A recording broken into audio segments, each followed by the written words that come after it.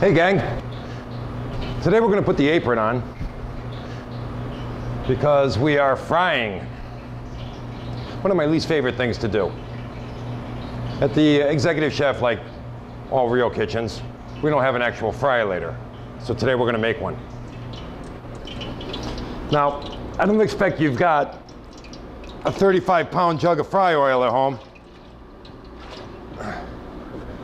but I do. You might want to just go pick up a gallon or even a couple of quarts of Wesson. Get your good heavy bottom pot on the fire. I've got a little diffuser going here, otherwise known as a can lid. And we're going to get our oil up to about 350, 365 degrees. Now, of course, what we're frying are nachos.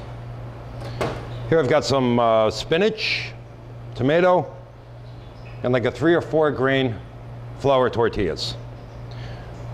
Certainly you can use corn tortillas, in fact most people do. I like the flour tortilla simply because they are excellent at absorbing the flavors of whatever kind of spice you want to put in.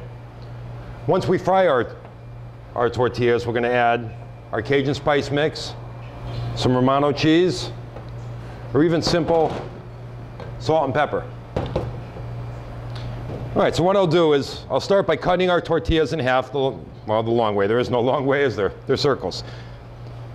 We'll start by cutting our tortillas along the radius. How's that?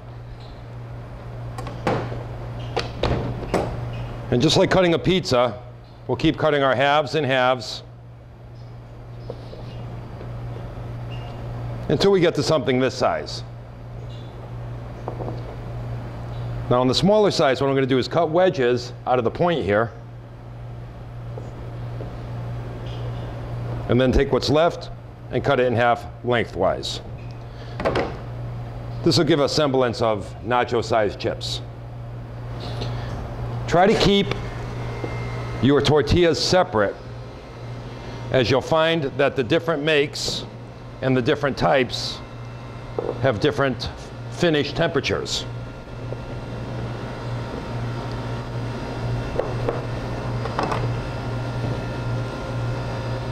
Okay, you want to get your oil to at least 350 degrees.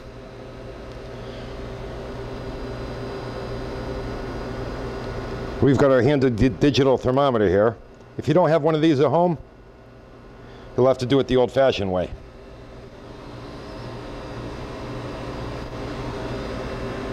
Just chuck in a chip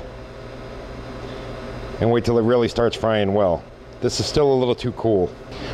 While waiting for the oil to heat up, we're going to set up a pan with a bunch of paper towels to drain. We'll also take our tortillas and fan them out in the bowl. This way they won't stick together when it's time to fry. Okay, our temperature is getting very close.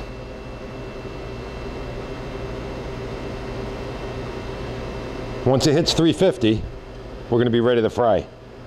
Okay, at 350 degrees, we're ready to go. Our tortillas are nice and loose, they're ready to fry. When putting them in the pan, I like to waterfall them down. This way you keep them loose, spread out, and they'll fry evenly and crispy.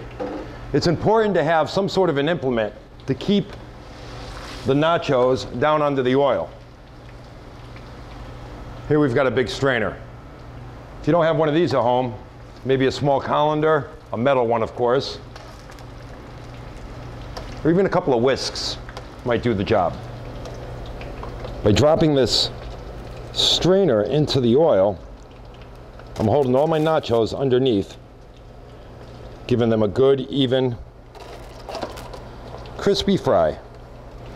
Okay, we're ready to go. Carefully removing the pot from the heat, we're going to strain them out and shake them over our paper towels. Again, I can't stress this enough. Be careful. Now that the whole grain's done, we'll go with the spinach.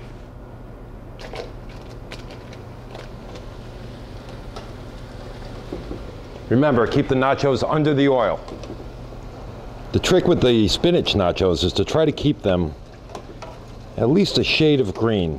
They're gonna have to brown up a little bit to get crispy. Our spinach torts are done. Again, very carefully remove from the heat. Shake out all the excess oil.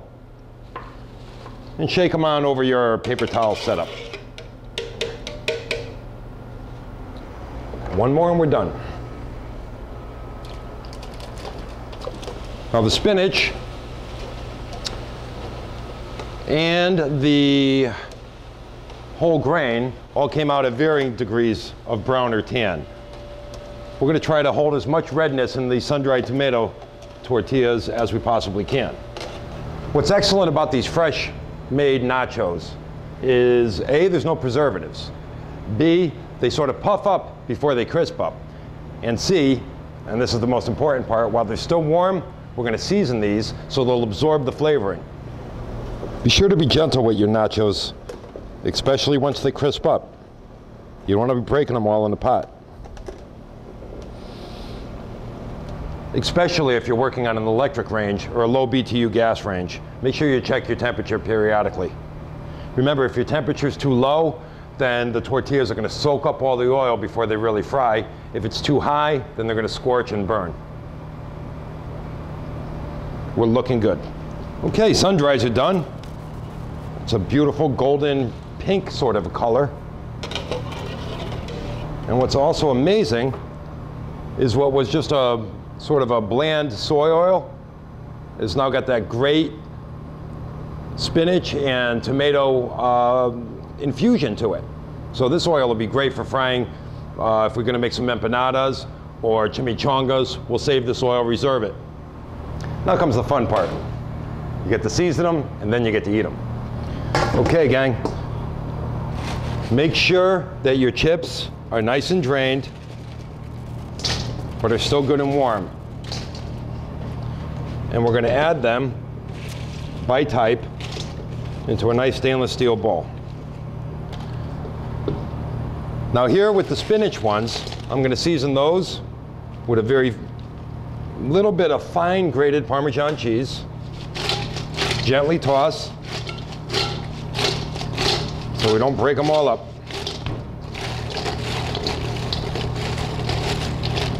Marvelous. And we'll take a nice wooden bowl, sort of a festive napkin there, and a couple of doilies.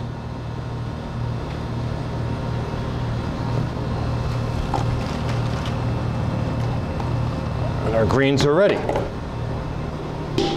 On a fresh bowl, why don't we take our tomato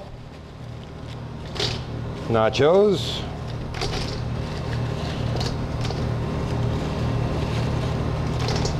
and we'll sort of spice these up a little bit with our Cajun seasoning mix. Now you can buy a store-bought, or make a very simple Cajun seasoning mix: cayenne pepper, mustard, onion powder, touch of garlic powder, some fine grind white pepper, and salt. I also like to put a little thyme and some crushed red pepper in mine.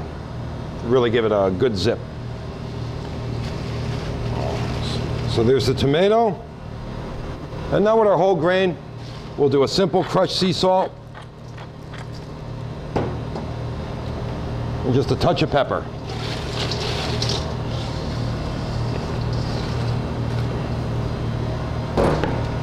Voila. It's colorful, it's fresh, and they are so delicious. Why don't we try out a red one with a little guacamole?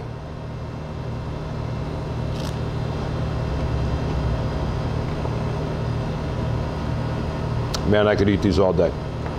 And remember, although it's a fried food, we can use oils with very low in saturated fat. They're fresh. There's no preservatives. And let's face it, we gotta live a little. Remember, no triple dipping. Thanks for watching The Executive Chef. See you next time.